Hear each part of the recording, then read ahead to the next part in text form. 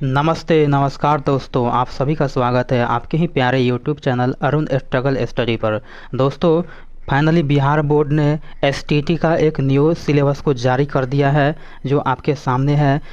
Bihar board ने अपने official website पर बिहार एसटीटी न्यू सिलेबस को जारी कर दिया है।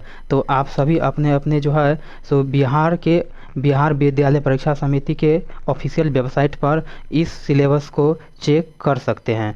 तो फाइनली बिहार बोर्ड ने एसटीटी का एक न्यू सिलेबस को लॉन्च कर दिया है।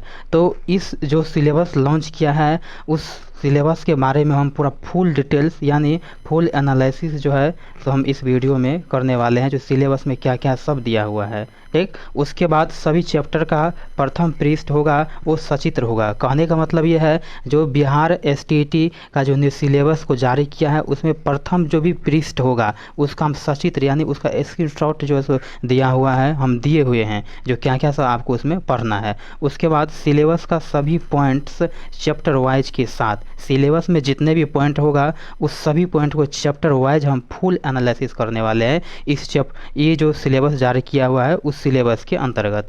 आगे देखिए 100% प्रश्नों का वर्णन एवं व्याख्या के साथ इस सिलेबस में जितने भी आपको क्वेश्चंस बनते हैं उस सभी क्वेश्चन को हम पूरा फुल जो है एनालिसिस एवं व्याख्या के साथ आपको कराने वाले हैं। लेकिन ये जो पॉइंट लिखा हुआ ये 100% ये सिलेबस को पूरे हम एनालिसिस करके आपको सिलेबस अच्छे से जानकारी दे देंगे। जब क्लास स्टार्ट करेंगे तब आपको सारे के सारे क्वेश्चन को हम कवर करने वाले हैं। लेकिन आज का जो ये वीडियो है ये केवल सिलेबस का जो है हम एनालिसिस करेंगे। जो आपको सिलेबस में क्या क्या सब दिया हुआ, आपको एग्जाम में क्या क्या सब तैयारी करना है और क्या सब पढ़ के जाना है, ताकि चूँकि कोई भी एग्ज़ाम होने से पहले विद्यार्थी को सिलेबस की जानकारी होना बहुत ज़रूरी होता है। बिना सिलेबस का आप एग्ज़ाम का तैयारी पूर्ण रूप से नहीं कर सकते हैं।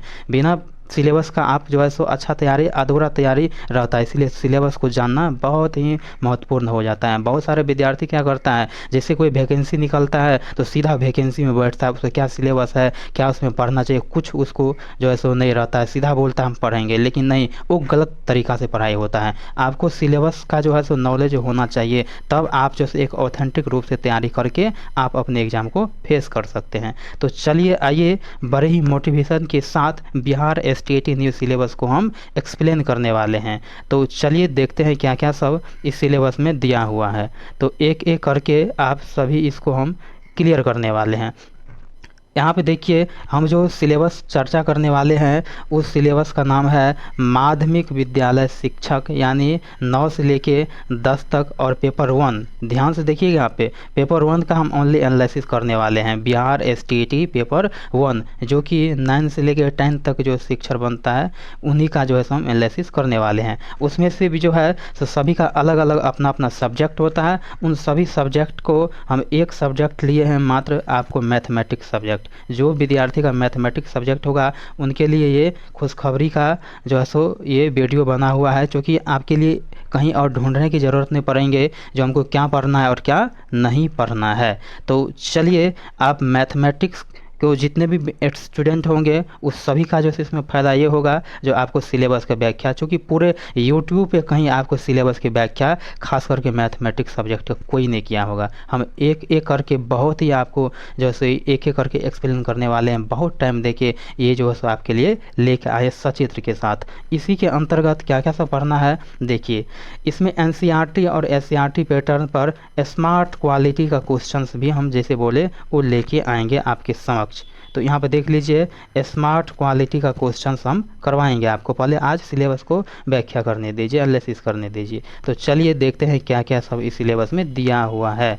तो आगे देखिए यहाँ पे देखिए सिलेबस का जो पहला चैप्टर जो आपको रखा हुआ जो बीएसईबी यानी बिहार बोर्ड के द्वारा एसटीटी का जो सिलेबस कुछ लॉन्च किया हुआ है उसमें आप देखिएगा ऑफिशियल वेबसाइट पे जाके तो पहला दिया हुआ है संख्या पद्धति। संख्या पद्धति के अंतर्गत वास्तविक संख्या को रखा हुआ है, यानी रियल नंबर। यहाँ पे देखिए रियल नंबर सिस्टम के अंतर्गत वास्तविक संख्या को रखा गया। अब यहाँ पे बात हो रही है वास्तविक संख्या। तो वास्तविक संख्या के अंतर्गत आपको पढ़ना क्या है, आपको एग्ज़ाम में वास्तविक संख्या के बारे में तो पूछेगा क्वेश्चन, तो क्या सब पढ़ के जाना है उनको हम आज देखने वाले हैं, जो क्या क्या हमको पढ़ के जाना है। तो चलिए एक एक करके उनको देखते हैं, जो आपको पढ़ के क्या जाना है उन्हीं को एक बार एक्सप्लेन करते हैं। यहाँ पे देखिए वास्तविक संख्या यानी रियल नंबर के अंतर्गत आपको भूमिका, सबसे पहले हम इसको एक्सप्लेन करेंगे, इसका भूमिका क्या होता है। उसके बाद यूक्लिड विभाजन परिमेका, इनके बारे में हम चर्चा करेंगे बहुत ही सरल भाषा में। उसके बाद अंक गणित की आधारभूत प्रमेय, इनको हम एक्सप्लेन करेंगे जब आपको नेक्स्ट क्लास जो हम लेके आएंगे उसमें एक्सप्लेन करेंगे। लेकिन आज जो है सो आपका जो सिलेबस दिया हुआ है उस सिलेबस में पढ़ के क्या जाना है वो आपको हम एनालिसिस करके भी बता रहे हैं, ठीक। उसके बाद अपरिमेय संख्या का पुनर्भ्रमण पढ़ेंगे और परिमेय संख्या उनके दशमलव प्रसार पढ़ेंगे, उसका सारांश।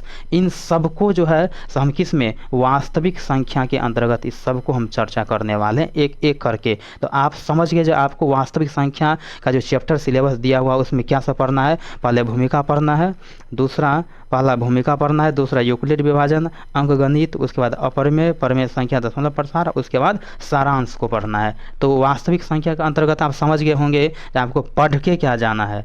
उसके बाद देखिए यदि दूसरा पॉइंट्स की बात करें, जो बीएसईबी ने दूसरा पॉइंट्स जो दिया हुआ है वो दूसरा पॉइंट है बीज गणित से लेके। यहाँ पे बीज गणित को देखिए, यहाँ पे बीज गणित के अंतर्गत आपको पढ़ के क्या जाना है, इस सिलेबस में आपको दिया हुआ है। जो बीज गणित के अंतर्गत आपको बहुपद, यहाँ पे देखिए एक सेकंड, बीज गणित के अंतर्गत आपको पढ़ के क्या जाना है उनको एक एक करके एक्सप्लेन करने वाले हैं। तो बीज गणित के अंतर्गत आपको ये सारे आपको पढ़ के जाना है, यानी बहुपद, दो चरों वाले रैखिक समीकरण, जो दो चरों वाले रैखिक समीकरण होता है वो आपको सिलेबस में दिया हुआ है, ये पढ़ के जाना है। उसके बाद दो चरों वाले रैखिक युग्म पद, यहाँ पे देखिए युग्म पद और समीकरण, कहने का मतलब ये हो गया अलजेब्रा आपको पढ़ना है, polynomial linear equation in two variable, polynomial linear term equation in two variables, इतना आपको पढ़ के जाना है। ज़रूरत जो है सो यही सब आपको पड़ेगा और इन्हीं से क्वेश्चन आपको एग्ज़ाम में बनेगा।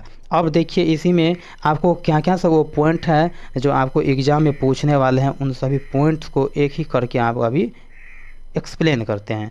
तो पहला पॉइंट देख लीजिए, बहुपद के अंतर्गत आप भूमिका हम पढ़ाने वाले हैं आपको। दूसरा देख लीजिए बहुपद के शून्यक तथा ज्यामिति का अर्थ, ये आपको यूट्यूब पे कोई भी टीचर इतना अच्छा से एक्सप्लेन और नहीं बताया होगा जो आपको पढ़ के क्या सब पहले जाना है। किसी बहुपद के शून्यक तथा गुणांकों के बीच संबंध, बहुपद के लिए विभाजन एल्गोरिथम, उनका सारांश। अब दो चरों वाले रैखिक समीकरण युग के अंतर्गत क्या पढ़ेंगे, हम भूमिका को पढ़ाने वाले हैं। दो चरों वाले रैखिक समीकरण युग को पढ़ाने वाले हैं। रैखिक समीकरण युग ग्राफीय विधि से हल, इसको पढ़ाने वाले हैं। उसके बाद सबसे महत्वपूर्ण जो होता है वो प्रतिस्थापन विधि, विलोपन विधि और वर्ज गुणनखंड विधि। उसके बाद दो चरों वाले रैखिक समीकरण के युग्म में बदले जाने वाले समीकरण, उसके बाद सारांश को देखने वाले हैं। तो अब समझ के आपको बीज गणित के अंतर्गत आपको पढ़ के क्या जाना है।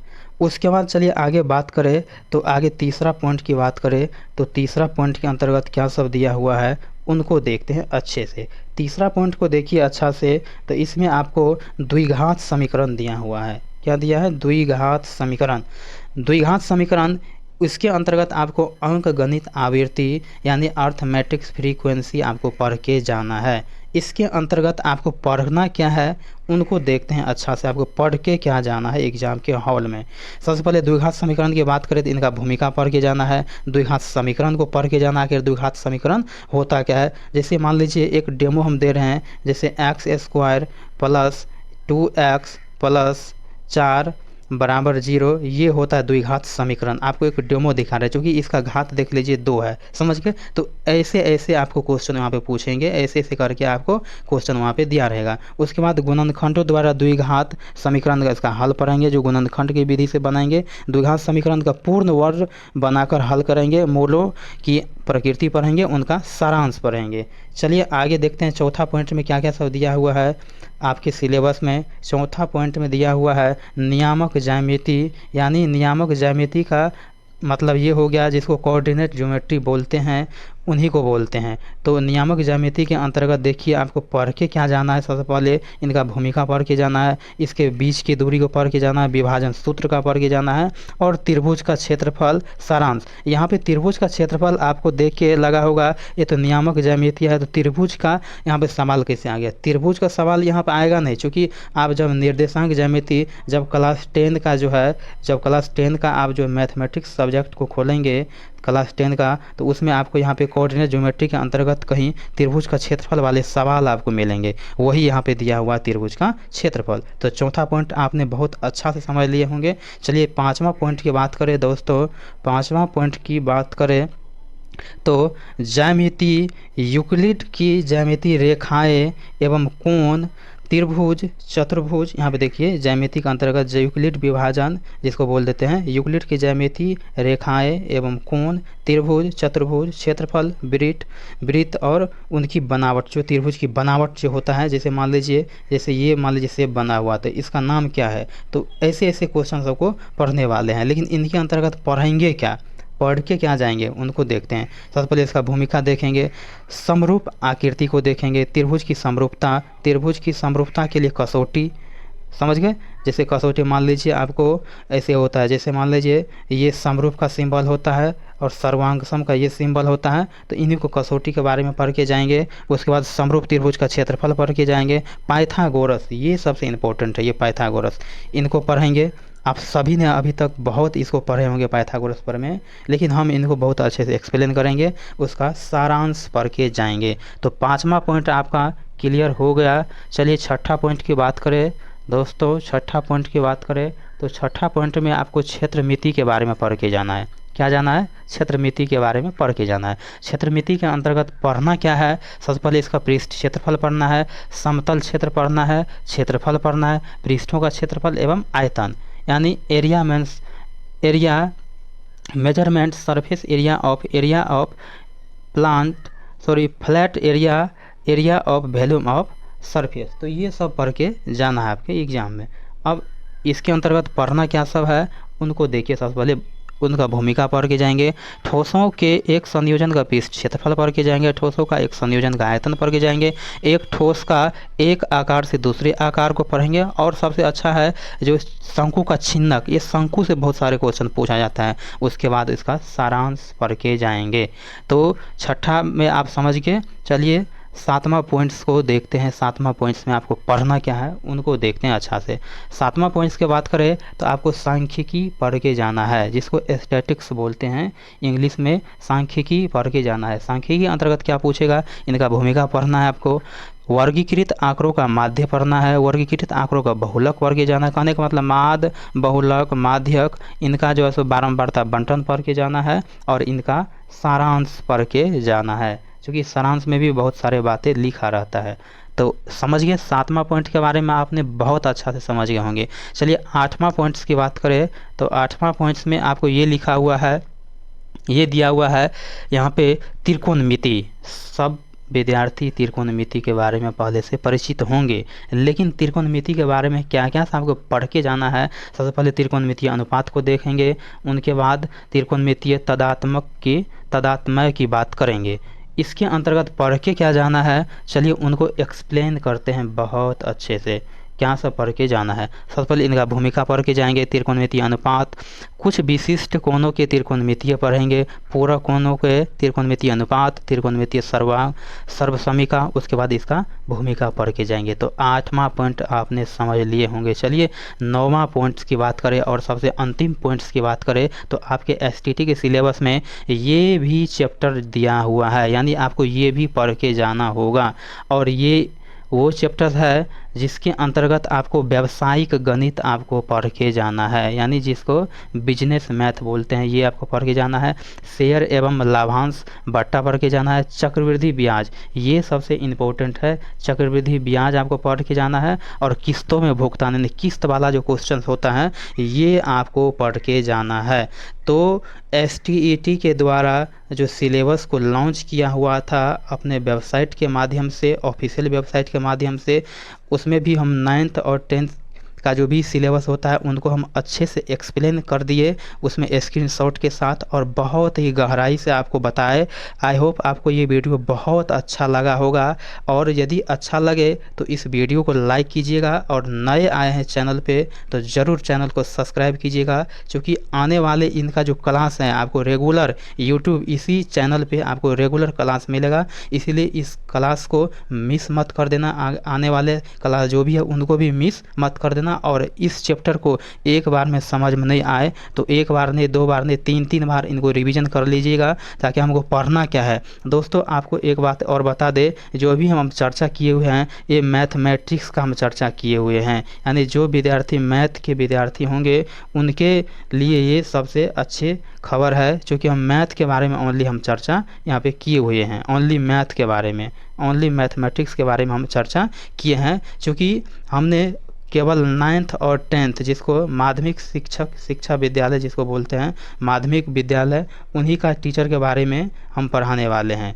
ठीक है, तो यहाँ तक आपको समझ में आ गया होगा जो आपने सिलेबस में क्या क्या सब देखा। बस इतना ही पढ़ के आपको जाना है, क्योंकि आपके एग्ज़ाम में इससे बाहर क्वेश्चन देखने को नहीं मिलेगा। क्योंकि बीएसईबी ने एक चीज़ बहुत अच्छा किया, जो जितने भी सिलेबस होता है आपको वो सारे सिलेबस को एक एक करके दे दिया, हम इन्हीं से पूछेंगे। ठीक है, इन्हीं से पूछेंगे। तो क्लियर हो गया आपको सिलेबस में क्या क्या सब दिया हुआ है। चलिए, थैंक यू, धन्यवाद।